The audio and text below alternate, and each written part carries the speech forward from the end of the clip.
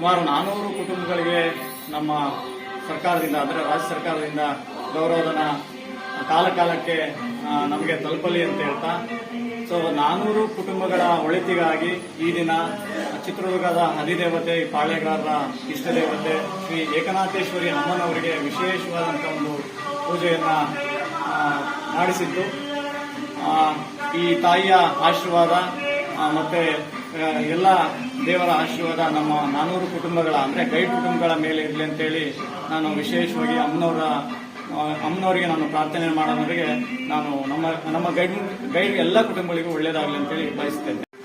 ಈ ದಿನ ಚಿತ್ರದುರ್ಗ ಕೋಟೆಯ ಮಾರ್ಗದರ್ಶಿಗಳ ಸಂಘದ ಮಾಜಿ ಅಧ್ಯಕ್ಷರಾದಂಥ ಟಿ ಬಸವರಾಜ್ ಅವರು ಮತ್ತು ಮಾಜಿ ಚಿತ್ರದುರ್ಗ ಮಾರ್ಗದರ್ಶಿಗಳ ಖಜಾಂಚಿಯಾದಂಥ ಪ್ರಸನ್ನ ಅವರು ಮತ್ತು ನಾರಾಯಣ ಅವರನ್ನು ಒಳಗೊಂಡು ಕರ್ನಾಟಕ ರಾಜ್ಯದ 400 ಪ್ರವಾಸಿ ಮಾರ್ಗದರ್ಶಿಗಳ ಒಳಿತಿಗಾಗಿ ಈ ದಿನ ಚಿತ್ರದುರ್ಗದ ಅಧಿದೇವತೆ ಮತ್ತು ಪಾಳೆಗಾರರ ಕುಲದೇವತೆಯಾದಂಥ ಏಕನಾಥೇಶ್ವರಿ ದೇವಾಲಯದಲ್ಲಿ ವಿಶೇಷವಾಗಿ ಒಂದು ಪೂಜೆಯನ್ನ ಹಮ್ಮಿಕೊಂಡಿರುತ್ತೇವೆ.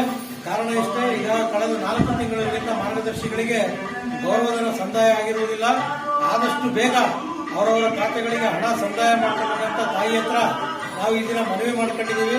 ಆ ತಾಯಿ ಆದಷ್ಟು ಬೇಗ 400 ಜನ ಮಾರ್ಗದರ್ಶಿಗಳ ಕುಟುಂಬಕ್ಕೆ ಆಶೀರ್ವದಿಸಲಿ ಎಂದು ಮತ್ತೊಮ್ಮೆ ಎಲ್ಲರಲ್ಲಿಯೂ ಮನವಿ ಮಾಡಿಕೊಂಡು ದೇವರಲ್ಲಿ ಪ್ರಾರ್ಥನೆ ಮಾಡಿಕೊಂಡಿರ್ತೀವಿ. ಧನ್ಯವಾದಗಳು.